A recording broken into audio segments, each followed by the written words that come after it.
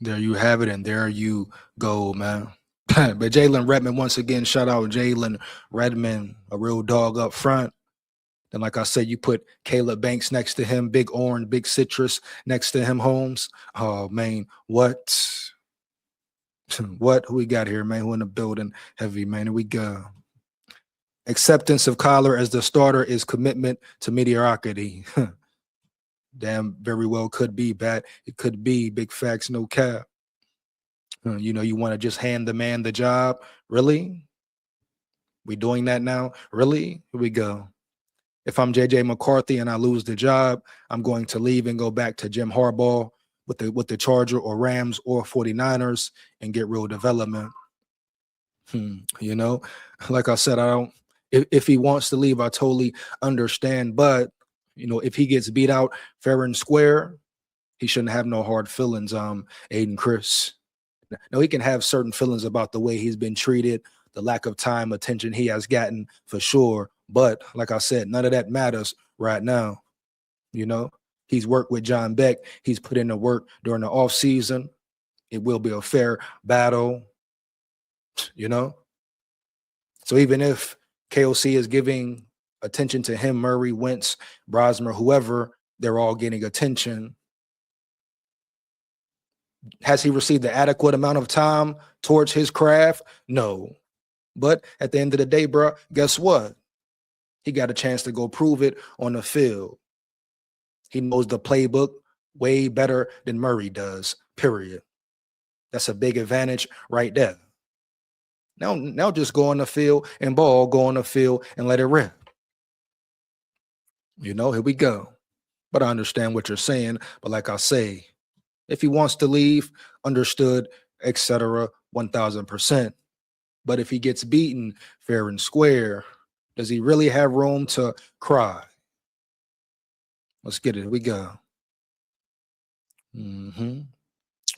JJ McCarthy won a natty with Jim Harbaugh. Nobody knows JJ McCarthy more than Jim Harbaugh. Who knows? He might take Chargers further than Justin Herbert. They definitely could, Aiden Chris. Not denying that, bro, at all. You know, here we go. Flores has a background in player scouting. I'm pretty sure if he likes Elijah and LDR, they can play. Big facts, no cap. I read they might sign Super Bowl winning edge rusher Leonard Floyd. Yeah, I talked about that a couple of days ago. Matter of fact, Aiden Chris, go check it out, no doubt. Whoever they sign, like I say, will be a good signing, period. Leonard Floyd, Clowney, whoever, Von Noy, whoever, bro. You know, bring whoever in the building. Flores will get what he can out of them for sure. But they give you solid depth. That's what you need right now, pretty much. Let's get it. That Atlanta game, we knew that Minneapolis offense was trash. Oh, yeah. Big facts, no cap. You hear me? He was the guy who got the donuts for Sean. Y'all wildin', mate. Here we go, man. Let's get it. Oh, yeah. Give me 1 second, bro. I'm going to get back to it right quick.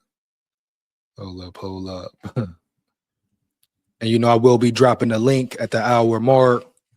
Want to come rock and roll with me, lock in with me, say how you feel. Just make sure it's real. You hear me? Early. Hold on 1 second, man. Let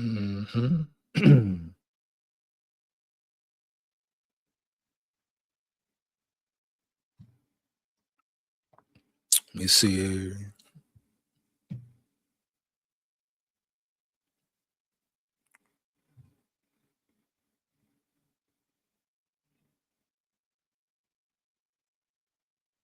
One second. Let's want to get into some Christian Darrisaw news as well, right quick. You know, big thing for Darrisaw, very important figure player on the line, the best lineman the Vikings have when healthy. So for him to be feeling well, better than he has felt before, that's what he says, that's what came out of his mouth type shit. If he can give us a whole season, 100% all the way in, finish the season strong, actually be available during playoff time, etc.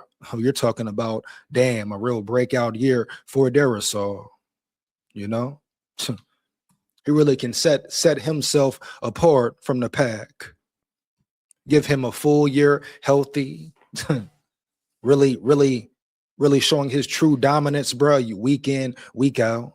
I'm not talking no 85% bullshit, no bullshit, no banged up ankle trying to go up against Michael Parsons and all that. I'm talking about real locked in, real healthy, real brutal Christian Darrisaw ready to bang at the highest level, bro. Period.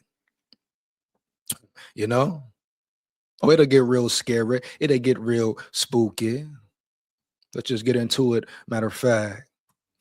But never get it misconstrued. We all know if you don't, you should know. If you should, if you don't, you will know now. But Darrisaw is a different type player, you know, a different type breed, a different type animal, Jack. No cap.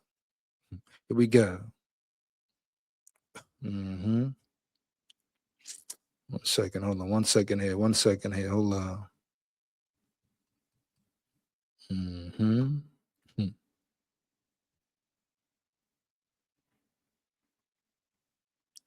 Oh, Darrisaw here, man. 1 second, bro. We go.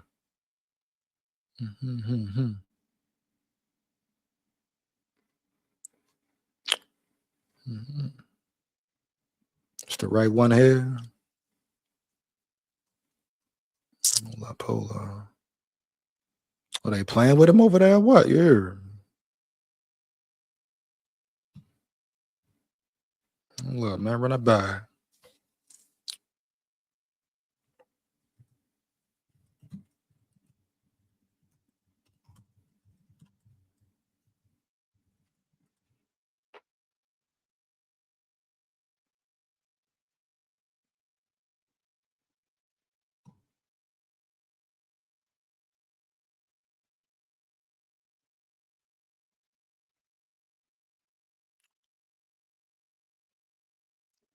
Well, they say Darrisaw, but nothing on Darrisaw, man. You hear me? Heavy. Here we go. Oh, here we go. Right here. Boom. All right, give me 1 second, man. Let's get a.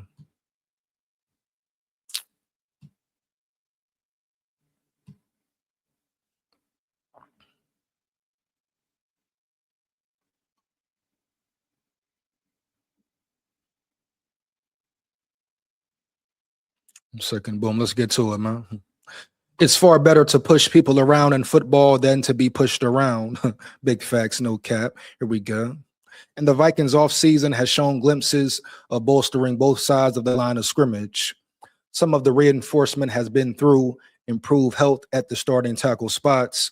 Christian Darrisaw navigated his recovery track from the knee injury suffered in week 8 of 2024. Aside from the Kirk Cousins Achilles injury in 2023, Darrisaw's injury is arguably the most significant one Minnesota has experienced during Kevin O'Connell's tenure. And that's big facts, no cap for sure. I mean, Darrisaw, like I remain to say, you can never replace a Darrisaw, man. You know? You can only hope to find a player like him, a player of his caliber in the drafts, you know. You can only hope to find a backup that can come in and hold his own if Darrisaw does have to go out, etc. You know, shout out Rob Brzezinski once again. The Vikings found that in Vandermark. But Darrisaw, different animal, different breed. A real man child out there. When he's healthy, when he's on, you know, the world know, the NFL world know for sure. He's a real dog. You know, a real monster, man. Here we go.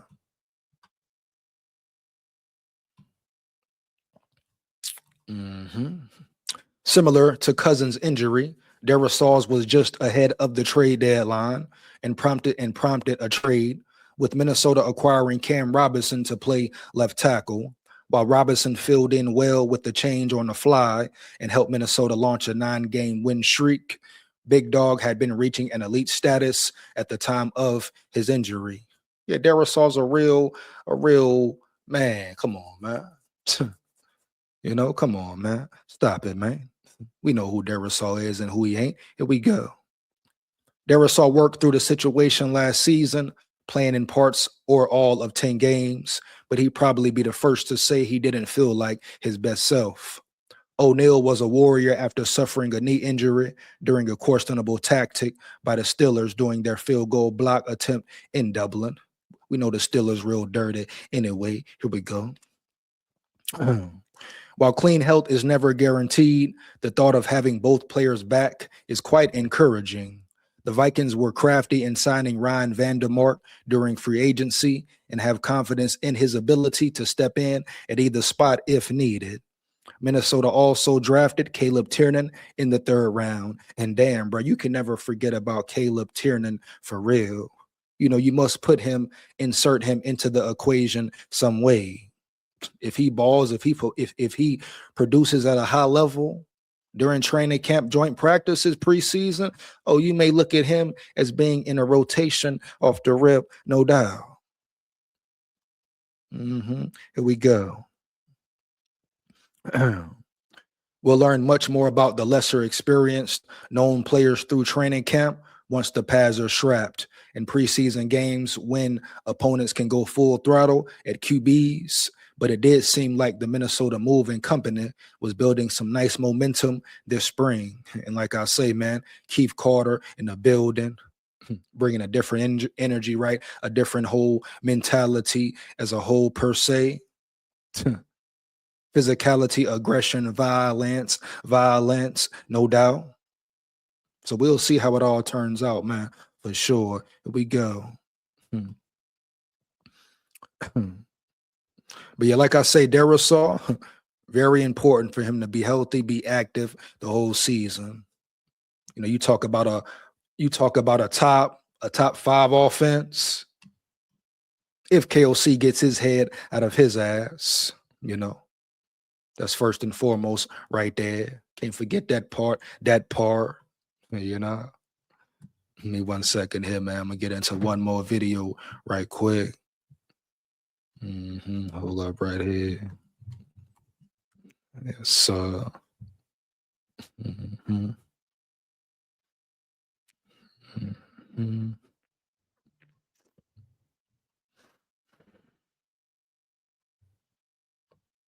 See where that's at here.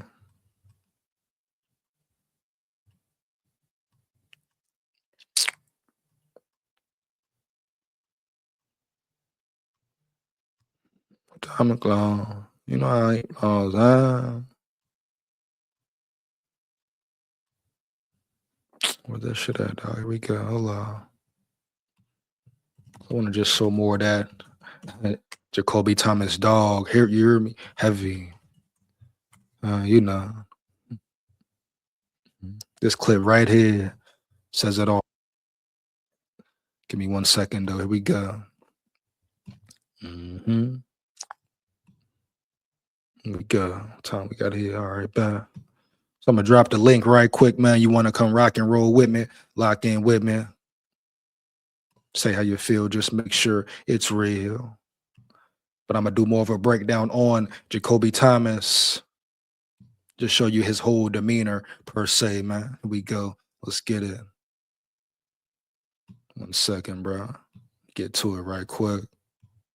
You know. Kane Sport TV, we're here at the Cotton Bowl with JAKOBE Thomas. And, man, the Miami secondary, it's showtime on Wednesday night. You guys got a monumental challenge with the Ohio State offense and 2 of the better receivers in the country. Talk a little bit about what the mindset in your guys' room going into this game. Same one we had all season, you know, just be us. You know, our group, we rise to occasions. You know, we love challenges. You know, just keep practicing hard, man. Just, you know, prepare as hard as we possibly can and go out and be us and have fun while we do it. Just cut it loose. When you watch Jeremiah Smith, what makes him such a great challenge? He's a bigger receiver. He doesn't move like a big receiver. I think he's got a great catch radius. You know, he's a very smooth route runner. I think he's just his mindset, the way he plays the game. You know, he comes with an edge to every game, and I think, you know, that helps him in a lot of ways. But, you know, he's a great player. Just going against somebody like that, get you fired up as a DB, or you just pay no attention, really? I mean, obviously, there's a thought to it, but, for me, it's just I'm playing 11 versus 11. It's not one-on-one. So, it takes all 11 on the field to get the job done. So when I play against a receiver that's great like that, obviously, there's a thought in my head, it's a great player, but I'm still focusing on, all other, 10 guys. He's not the kind of guy you can cover with one guy, right? I mean, you guys are going to have to do this collectively as a defense and as a DB. I mean, I think I trust my corners. I trust my guys in my room. We're going to be who we are, and we're going to stick to the game plan. What's the excitement level like for this team coming into this game? We're excited for every opportunity we get to keep playing. I think this team has grown the closest bond that I've ever been a part of. I truly. You must understand. You must understand. You may ask, hey, why'd you want to show that clip right there? Big SKOL type shit. Well, it just shows you more of his demeanor, man. And I'm gonna run it back a little bit and break it down for sure. Here we go, man. But first off, just his tenacity on the field, just the competitive spirit in his eyes, the belief, etc. The violence he will bring, man. Here we go. But as the questions are being asked, right? Pay attention to his whole demeanor in general. Let's get it. Kane Sport TV, we're here at the Cotton Bowl with JAKOBE Thomas, and man, the Miami secondary, it's showtime on Wednesday night. You guys got a monumental challenge with the Ohio State offense and two of the better receivers in the country. Talk a little bit about. He doesn't care. It doesn't matter to him, huh? Right there, right now, he's thinking, I guarantee he's thinking, hey, man, we don't care about them dudes. We coming to lock shit down right now. You know it. I know it. Here we go. Let's get it. What's the mindset in your guys' room going into this game? Same one we had all season. Just be us. Our group, we rise to occasions. We love challenges. And what he said, rise to the occasion is big facts. No cap for him, especially for him, right? I've said it numerous times already, man. When the lights come on, I repeat, when the lights come on, JAKOBE Thomas really comes alive, bro. Period. He's an ultimate competitor, but not only that, he shines bright in the limelight. When the lights come on, he turns up right even more. He becomes more ruthless, etc. Dog. When it's time to play ball, when it's time to put that work in, when it's time to smack something, crack something type shit, he's the first one who's all in. And he gives you that for a full 4 quarters. You know it. I know it. Here we go. His motor, his violence on the field. Big hitter, can change the tone of a game, but also he's a great sure tackler. You don't see a lot of players who do both great. So overall, great talent, man. You put him with Flores, you put him up under Flores, put him around veterans who want to see him win as well. Teach him the game, watch him learn the game. Shit, sky's the limit. Matter of fact, there's no limit for that dude around yonder. But JAKOBE Thomas, a real animal, dog. But he ain't care nothing about no Jeremiah Smith. Whoever on the field, they can get it. That's the mentality right there you want. You know what I'm saying? Heavy, bro. We breaking everything down like the impound, period. SKOL VIKES. Here we go. Just keep practicing hard, man. Just, prepare as hard as we possibly can and go out and be us and have fun while we do it. Just cut it loose. When you watch Jeremiah Smith, what makes him such a great challenge? He's a bigger receiver. He doesn't move like a big receiver. I think he's got a great catch radius. He's a very smooth route runner. I think he's just his mindset, the way he plays the game. He comes with an edge to every game, and I think that helps him in a lot of ways. But he's a great player. Just going against somebody like that. Respect to the game, respect for the game, etc. Here we go. Get you fired up as a DB, or you just pay no attention, really? Obviously. You see the head shake, I mean, can he say what he really wants to say? No, but he want to say, hey, man, don't give a damn about that. We ready for anything, anybody, anyone, The mindset is there off the rip. When the light comes on, when the ball is snapped, it's on. So you want prime time players like JAKOBE Thomas. Go check the stats. Go check his resume, huh? Per se. Bright lights come on, he going hard. He flashing all over the field. Here we go. You know, there's a thought to it, but, you know, for me, it's just I'm playing 11 versus 11. It's not one-on-one. So, you know, it takes all 11 on the field to get the job done. So when I play against a receiver that's great like that, obviously, you know, there's a thought in my head, you know, it's a great player, but I'm still focusing on, you know, all other, you know, 10 guys. He's not the kind of Team effort, team sport, team defense. Here we go. guy you can cover with one guy, right? I mean, you guys. He's saying, like, I don't give a damn about who he is, dog. You know what I'm saying? Early, bro. His eyes said, I don't give a damn about who that dude is, bro. Here we go. Gonna have to do this collectively as a defense and as a DB. I mean, I think I trust my corners. You know, I trust my guys in my room. We know we're going to be who we are, and we're going to stick to the game plan. What's the excitement level like for this team coming into this game? We're excited for every opportunity we get to keep playing. You know, I think this team has grown the, you know, closest bond that I've ever been a part of. I truly think all these guys are my brothers. So, you know, as long as we can keep, you know, doing what we're supposed to do, I think we can play together for a long time. All right, JAKOBE, well, we wish you the best of luck on Wednesday night. Thank you, boss. You know what I'm saying? Like, real respect JAKOBE Thomas, man, no doubt. Like I say, just phenomenal player, great draft pickup by the Vikings. You know, of course, it sucked to lose Jonathan Grenard, JG, but you got Dallas Turner to fall back on. You bring another veteran in, you'll be good as far as depth chart goes. You still can't forget about Bo Richter either, right? Right. But you make the trade for JG, then you draft a player like JAKOBE Thomas, who can really do it all damn near. And let's not forget about his smarts for the game, how quick he's learning. Even Josh Metellus said it, hell, he's learning quickly and swiftly, catching on quickly and swiftly, bro. And the talent is there already. Let's get it, Holmes, for real. Could have a very special player in JAKOBE Thomas, no doubt. We got in the building, man. Here we go. Low in the building, Loco in the building. What up, big dog? SKOL Vikes. Let's get it. You hear me? Heavy. What he said. I try to tell folks, if JJ starts, Vikings will win a playoff game. If Kyler starts, they won't. Are we coming in hot on the spot, bro? Here we go. No doubt. Team 9 round yonder for sure. Hey, Loco, I need you to expound. You must expound, though, as well. You know, why are you so sure if Murray starts? I mean, if McCarthy starts, the Vikings win a playoff game. If Murray starts, they don't. Expound, bro. We need more. We want more. Here we go. Let's get it. Shout out Loco in the building once again. SKOL Vikes. Here we go.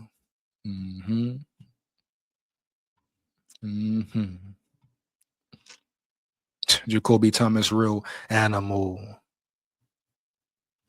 Understand? I want to show a clip. Got to be careful with the clips type shit, you know. They try to do a little yeah and yeah. You hear me, heavy, you know. But I want to show one interception from him. See here. 1 second and hold up, man. Right quick.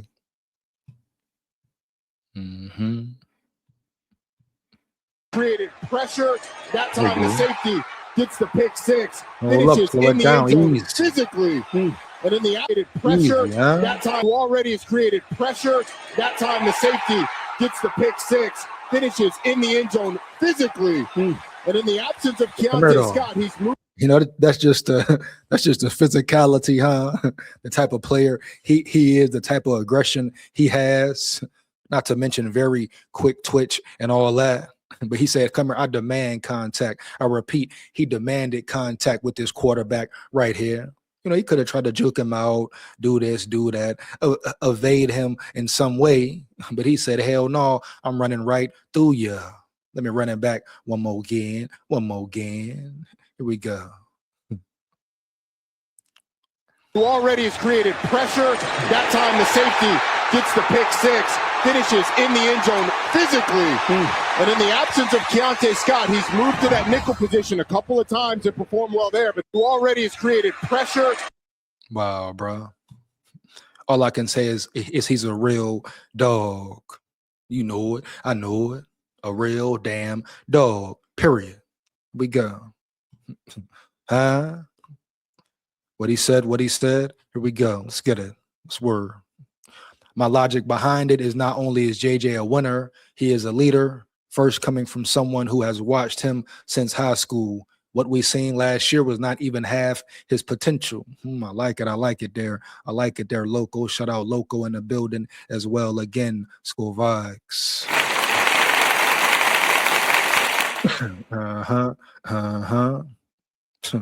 Definitely a winner. Definitely a winner. Reaching his potential, his ceiling. Big facts, no cap. Not even close.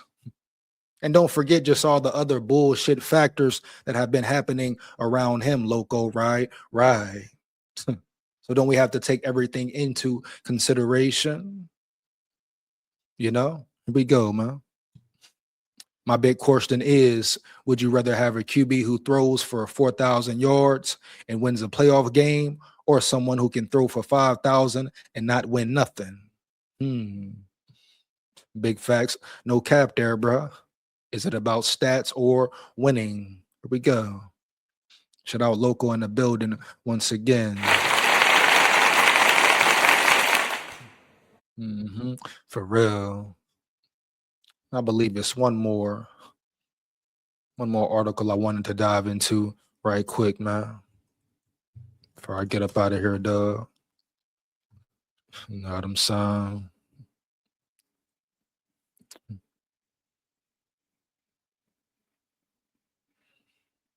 Hold up.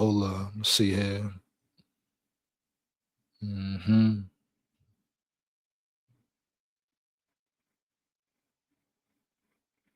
See, this sometimes, you know, certain things just don't make sense at all. Certain moves, right? At all. You must ask yourself why type shit.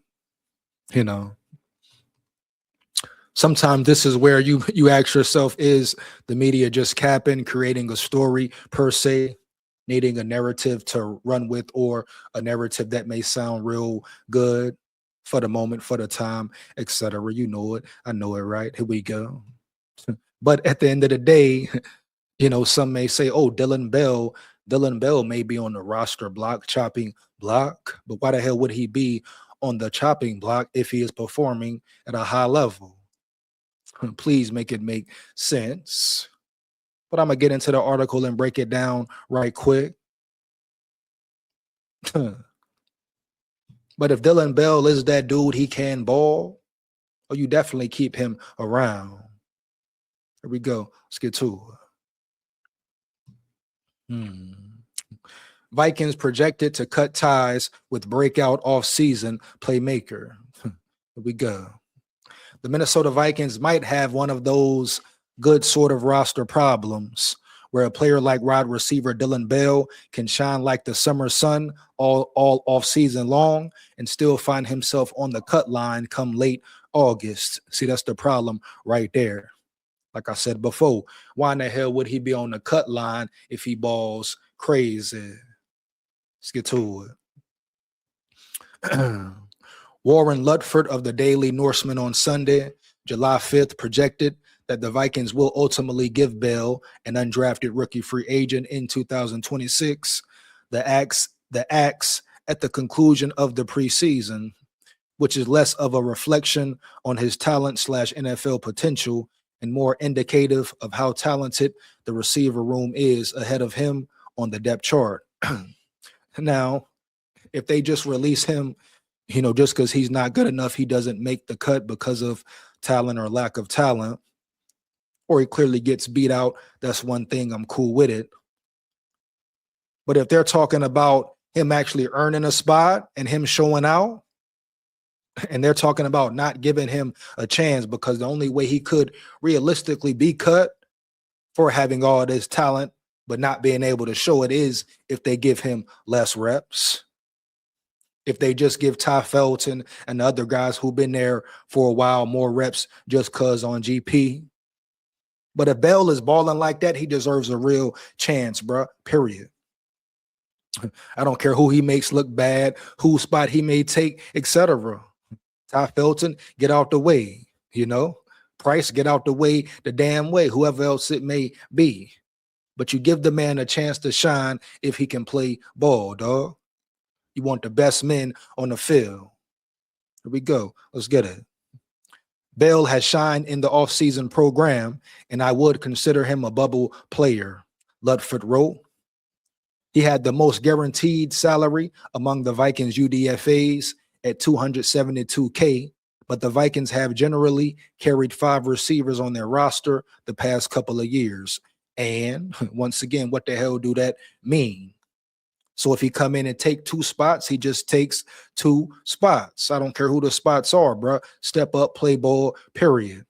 What we talking about around here for real? Here we go, man. Let's get it. This shit don't make no sense at all right here. You know? Here we go. Let's get to it. You put the best man on the damn field. Dillon Bell could find home at end of Vikings wide receiver depth chart. So that's crazy work right there. There is no debate about the top 3 spots at this position in Minnesota, which Justin Jefferson, Jordan Addison, and Jawan Jennings occupy. Ludford placed Ty Felton, a 3rd-round pick in 25, and Miles Price, a UDFA in 25. Who served as the team's starting kick and punt returner last season as the number 4 and number 5 wideouts in the group, respectively. And they could get beat out, respectively, as well. Here we go. There is a scenario where Bell makes the roster if Price were to lose his return duties to 6th-round rookie running back Damon Claiborne, for example, and the Vikings opt for a bigger-bodied receiver in Bell to back up Jennings. And Bell also proves to have significant special teams value, Ludford wrote. I don't care if it's about special teams, Damon Claiborne, or not.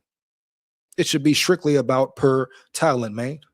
Who is the best man for the job? You got a receiving room, boom. Make sure everybody competes in the receiving room. So you don't just push Bell to the side because he's a UDFA and right? How many UDFAs we done seen come in and play great ball for the Vikings, for other teams, etc. Come on, man. Here we go. Vikings put Dillon Bell in mix for wide receiver 4 spot during mandatory mini camp. Well, we're talking about mandatory head. Bell could end up on the practice squad if the Vikings do cut him shy of the initial and or final 53-man roster heading into week 1 in September. However, his skill set and his offseason production, should it continue as it has to this point through training camp and the team's 3 preseason contests, could garner attention from other teams around the league. Kevin Seifert of ESPN named Bell Minnesota's biggest surprise of the spring and summer, hinting that the number 4 spot on the receiver depth chart could potentially be his ceiling heading into his rookie campaign. And if he wins it, he should win it. And if he wins the battle, bro, it should be handed to him accordingly. Let's get it. It can be difficult to gauge receivers'